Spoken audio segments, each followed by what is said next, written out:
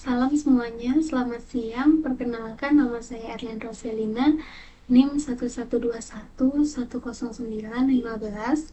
Di sini saya akan membuat komentar mengenai kenaikan PPN 12%, yaitu untuk tugas saya, yaitu tugas UAS saya, berpikir kritis. Langsung saja kita mulai. Yang pertama, di sini kita akan membahas PPN 12%, analisis mendalam terhadap peluang dan tantangan ekonomi. Kenaikan pajak tambahan nilai atau PPN menjadi 12% merupakan kebijakan fiskal yang signifikan di Indonesia, bertujuan meningkatkan penerimaan negara untuk mendanai pembangunan infrastruktur, layanan publik, dan program kesejahteraan. Kebijakan ini diumumkan di tengah upaya pemulihan ekonomi. Tantangan global seperti inflasi dan ketidakpastian geopolitik memicu perdebatan pro dan kontra. Kebijakan ini melibatkan berbagai pihak, dari pemerintah dan pelaku usaha hingga masyarakat umum. Analisis mendalam diperlukan untuk memahami dampaknya secara komprehensif, baik jangka pendek maupun jangka panjang, terhadap berbagai sektor ekonomi dan kesejahteraan masyarakat. Keberhasilan kebijakan ini hanya bergantung pada implementasi yang efektif, tetapi juga pada transparansi, akuntabilitas, dan partisipasi aktif seluruh pemangku kepentingan. Itu untuk PPN 12%, analisisnya mendalam terhadap peluang dan tantangan ekonomi. Selanjutnya ada dampak langsung, analisis mikro dan makro kenaikan harga. Kenaikan PPN berlangsung berdampak pada peningkatan harga barang dan jasa. Efek ini dirasakan secara mikro oleh konsumen yang harus membayar lebih untuk barang dan jasa yang sama. Bagi masyarakat berpenghasilan rendah, dampaknya lebih terasa karena proporsi pengeluaran untuk kebutuhan pokok lebih besar. Analisis mikro ini perlu mempertimbangkan elastisitas permintaan terhadap berbagai jenis barang. Barang-barang dengan elastisitas permintaan inelastis seperti kebutuhan pokok akan mengalami kenaikan harga yang lebih signifikan tanpa penurunan permintaan yang drastis. Sementara itu, analisis makro melihat dampak kenaikan harga secara agregat terhadap inflasi dan pertumbuhan ekonomi. Kenaikan harga secara umum dapat mengurangi konsumsi agregat dan investasi, berpotensi memperlambat pertumbuhan ekonomi.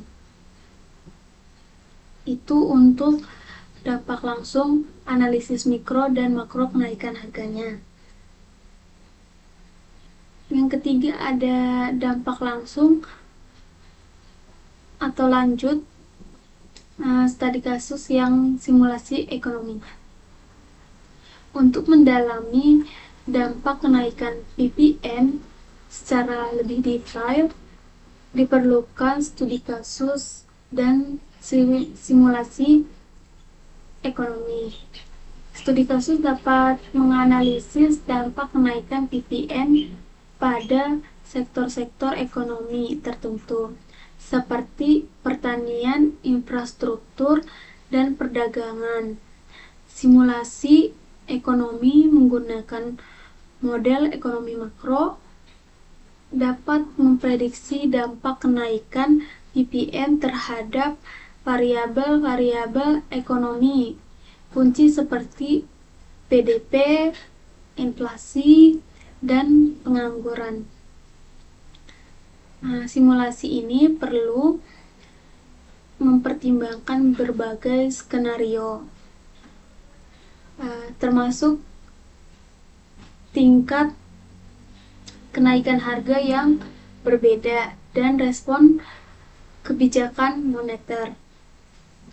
Hasil simulasi dapat memberikan gambaran yang lebih akurat tentang dampak kebijakan ini terhadap perekonomian secara keseluruhan. Pentingnya data empiris dan riset yang komprehensif untuk mendukung analisis ini. Selanjutnya ada inflasi dan stabilitas makroekonomi. Peran Bank Indonesia. Kenaikan PPN berpotensi memicu inflasi melalui mekanisme cost push inflation, yaitu kenaikan biaya produksi yang diteruskan ke harga jual. Bank Indonesia sebagai otoritas moneter memiliki peran penting dalam mengendalikan inflasi. Bank Indonesia dapat menggunakan berbagai instrumen kebijakan moneter seperti suku bunga acuan, operasi pasar terbuka, dan cadangan wajib untuk mengendalikan inflasi. Pentingnya koordinasi yang erat antara kebijakan fiskal pemerintah dan kebijakan moneter Bank Indonesia. Untuk menjaga stabilitas makroekonomi, kebijakan moneter yang tepat dapat mengurangi dampak negatif inflasi terhadap pertumbuhan ekonomi yang sejahtera masyarakat. Selanjutnya ada manfaat jangka panjang investasi infrastruktur dan pembangunan berkelanjutan. Penerimaan negara tambahan dari kenaikan PPN dapat digunakan untuk mendanai pembangunan infrastruktur yang berkelanjutan. Investasi infrastruktur seperti jalan raya, pelabuhan, bandara, dan jaringan telekomunikasi akan meningkatkan produktivitas ekonomi, mengurangi biaya logistik, dan meningkatkan daya saing Indonesia di pasar global. Pembangunan infrastruktur juga menciptakan lapangan kerja dan mendorong pertumbuhan ekonomi. Namun penting untuk memastikan bahwa investasi infrastruktur dilakukan secara efisien dan transparan, dengan memperhatikan aspek lingkungan dan sosial. Evaluasi berdampak lingkungan dan sosial dari proyek infrastruktur sangat penting untuk memastikan pembangunan berkelanjutan. Manfaat jangka panjang, lanjut kesejahteraan sosial dan kualitas sumber daya manusia. Dana dari kenaikan PPN juga dapat digunakan untuk meningkatkan kualitas sumber daya manusia melalui peningkatan pendidikan dan kesejahteraan. Investasi dalam pendidikan akan meningkatkan keterampilan dan produktivitas tenaga kerja. Sementara investasi dalam kesehatan akan meningkatkan kualitas hidup masyarakat dan mengurangi beban biaya kesehatan.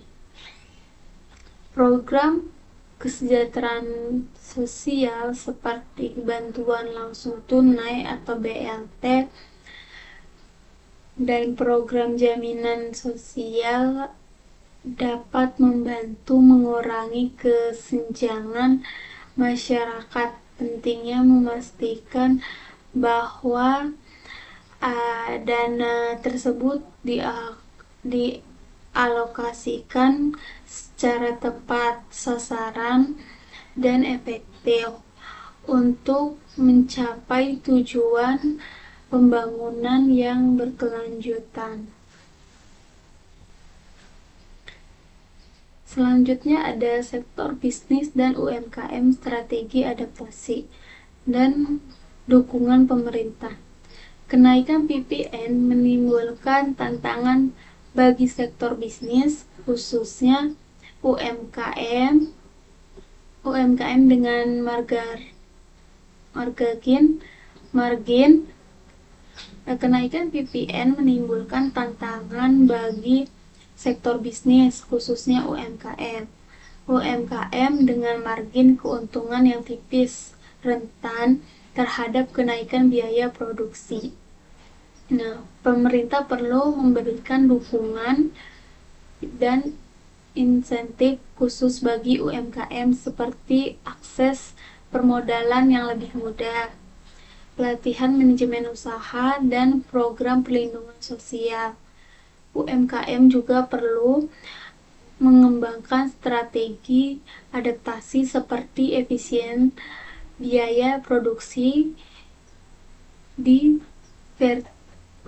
diverifikasi produk, dan peningkatan kualitas produk. Pemanfaat teknologi digital untuk pemasaran dan penjualan juga penting untuk meningkatkan daya saing UMKM. UMKM perlu berinovasi dan berkolaborasi untuk menghadapi tantangan kenaikan PPN. Jadi selanjutnya ada sektor bisnis dan UMKM, inovasi dan kolaborasi.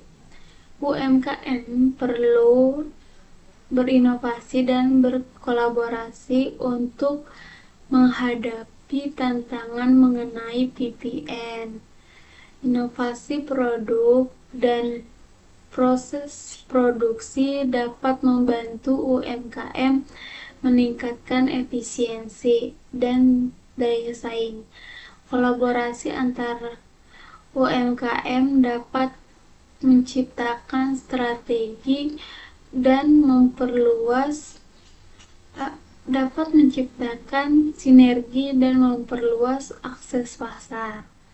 Nah, pemerintah dapat memfasilitasi kolaborasi antar UMKM dan memberikan pelatihan tentang inovasi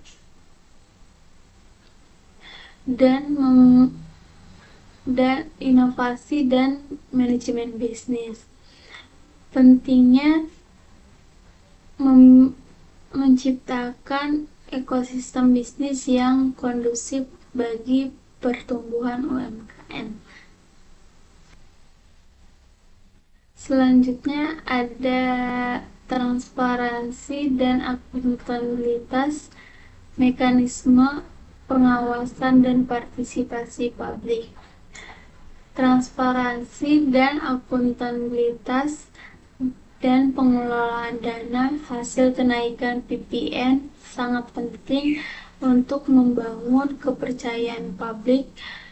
Pemerintah perlu menyampaikan laporan berkala kepada masyarakat mengenai penggunaan dana tersebut. Mekanisme pengawasan yang efektif melibatkan lembaga independen dan partisipasi publik perlu diimplementasikan untuk mencegah penyalahgunaan dana. Partisipasi publik dalam proses pengambilan keputusan dan pengawasan penggunaan dana akan meningkatkan transparansi dan akuntabilitas.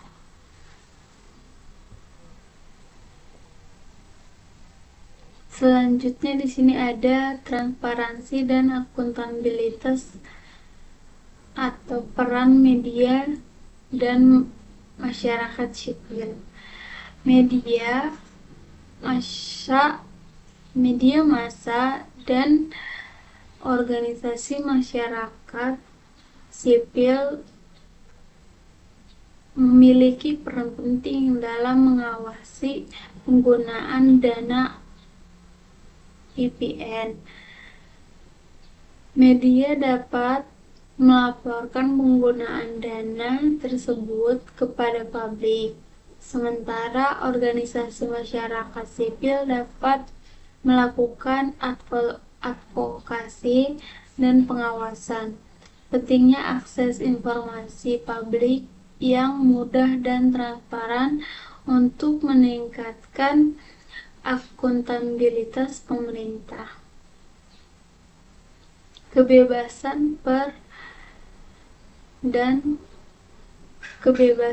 berekspresi merupakan pilar dari penting dalam menjaga transparansi dan akuntabilitas.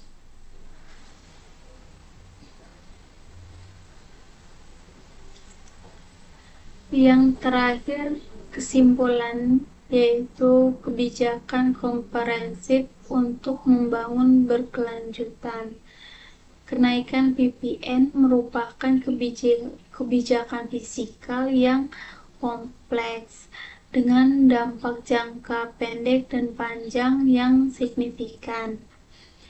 Keberhasilan kebijakan ini bergantung pada pengelolaan yang efektif, transparansi, akuntabilitas, dan partisipasi aktif seluruh pemangku kepentingan.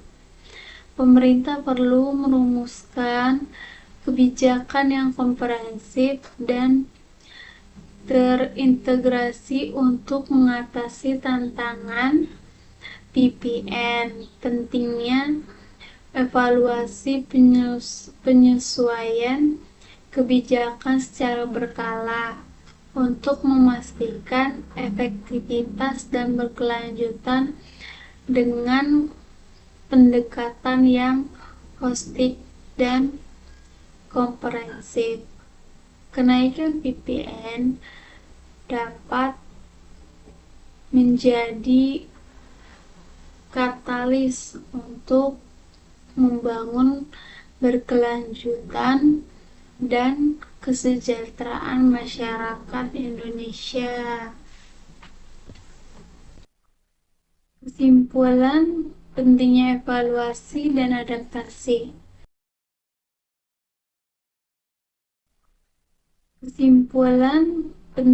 evaluasi dan adaptasi.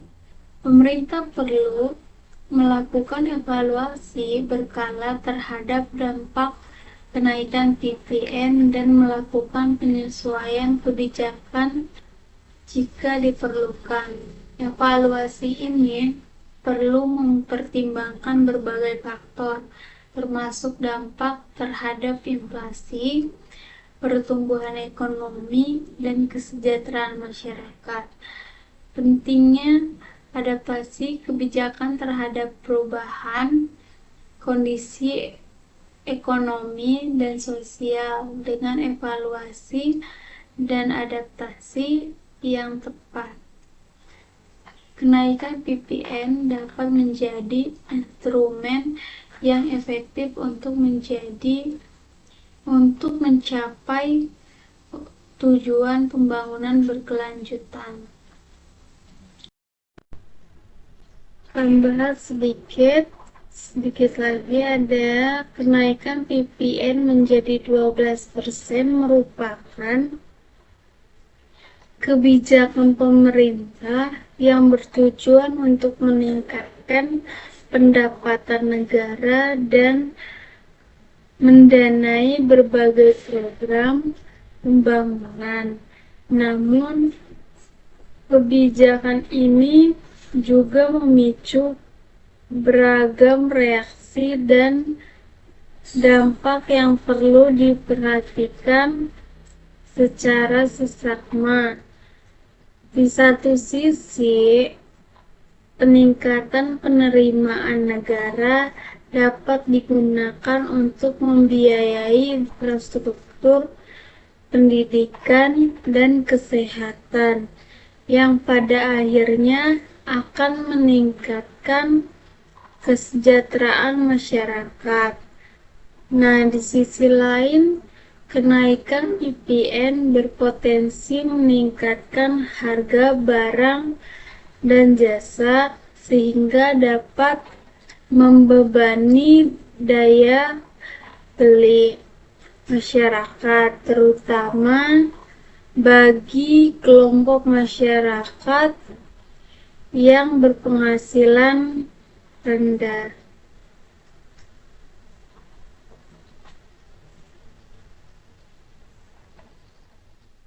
Dampak kenaikan PPN terhadap inflasi menjadi perhatian utama.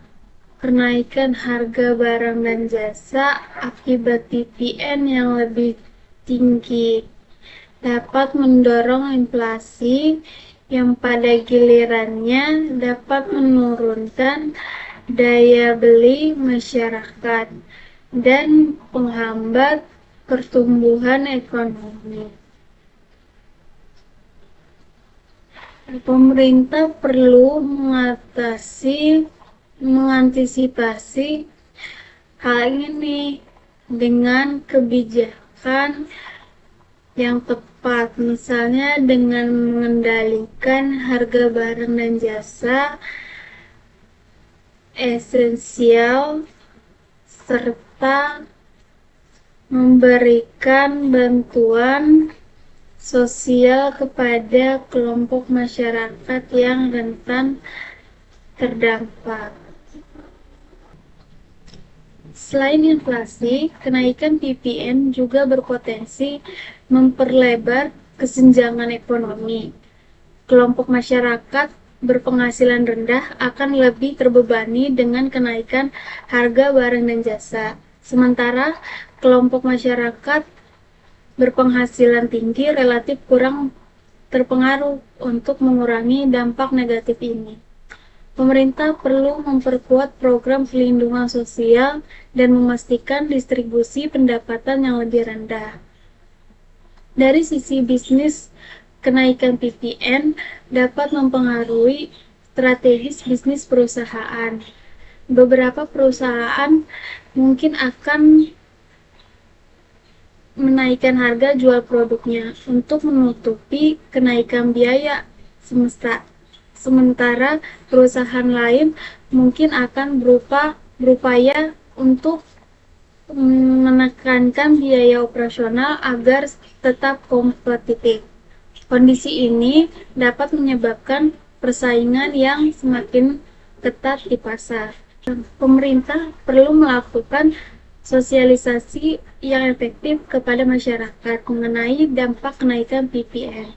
Masyarakat perlu mengalami alasan dibalik kebijakan ini dan bagaimana kebijakan ini akan berdampak pada kehidupan mereka.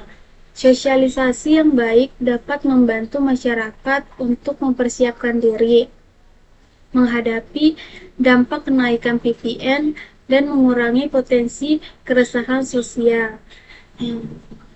Transparansi dan akuntabilitas dalam pengelolaan penerimaan negara dari kenaikan PPN juga sangat penting. Masyarakat perlu diajak untuk mengawasi bagaimana pemerintah menggunakan dana tersebut untuk membiayai program-program pembangunan.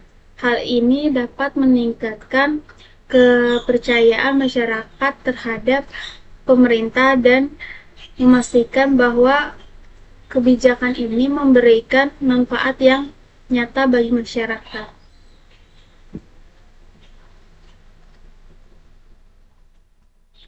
Evaluasi berkala terhadap dampak kenaikan PPN juga diperlukan. Pemerintah perlu memantau secara rutin dampak kebijakan ini terhadap inflasi, daya beli masyarakat, dan pertumbuhan ekonomi. Berdasarkan hasil evaluasi tersebut, pemerintah dapat melakukan penyesuaian kebijakan jika diperlukan untuk meminimalkan dampak negatif dan memaksimalkan dampak positif. Kenaikan PPN juga dapat mendorong inovasi yang efisiensi dalam perekonomian. Perusahaan akan terdorong untuk mencari cara-cara untuk menekankan biaya operasional dan meningkatkan efisiensi agar tetap kompetitif. Hal ini pada akhirnya dapat meningkatkan produktivitas dan daya saing perekonomian di Indonesia.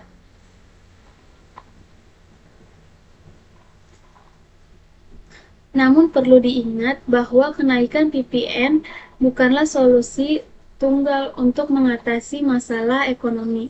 Kebijakan ini perlu diiringi dengan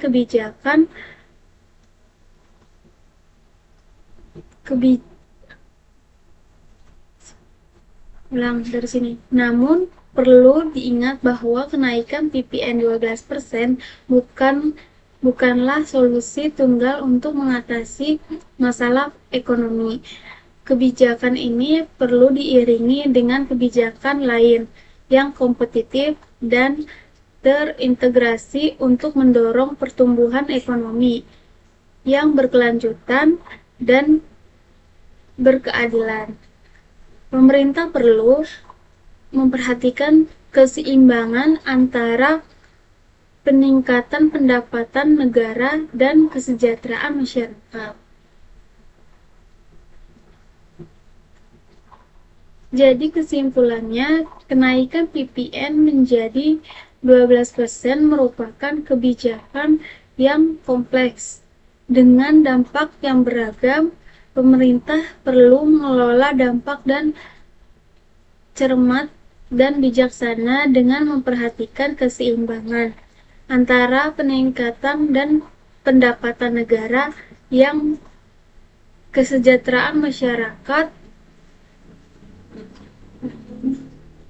Jadi kesimpulannya, kenaikan PPN 12% merupakan kebijakan yang kompleks dengan dampak yang beragam. Pemerintah perlu mengelola dampaknya dengan cermat dan bijaksana, dengan memperhatikan keseimbangan antara peningkatan. Kesimpulannya, kenaikan PPN menjadi 12% merupakan kebijakan yang kompleks dengan dampak yang beragam. Pemerintah perlu mengelola dampaknya dengan cermat dan bijaksana dan memperhatikan keseimbangan antara peningkatan pendapatan negara dan kesejahteraan masyarakat. Sosialisasi yang efektif, transparan, akuntabilitas, dan evaluasi berkala sangat penting untuk memastikan bahwa kebijakan ini memberikan manfaat yang optimal bagi seluruh lapisan masyarakat. Sekian dari yang saya terangkan atau yang saya buat komentarnya. Jika ada kata-kata yang salah, saya mohon maaf. Cukup sekian dari yang saya berikan komentar. Saya ucapkan terima kasih. Sekian dari komentar yang saya berikan kepada teman-teman yang saya sampaikan kepada teman-teman tentang kenaikan PPN 12%. Cukup sampai di sini. Kurang lebihnya saya mohon maaf. Apabila ada kesalahan, saya minta maaf. Sekian dan terima kasih atas perhatiannya.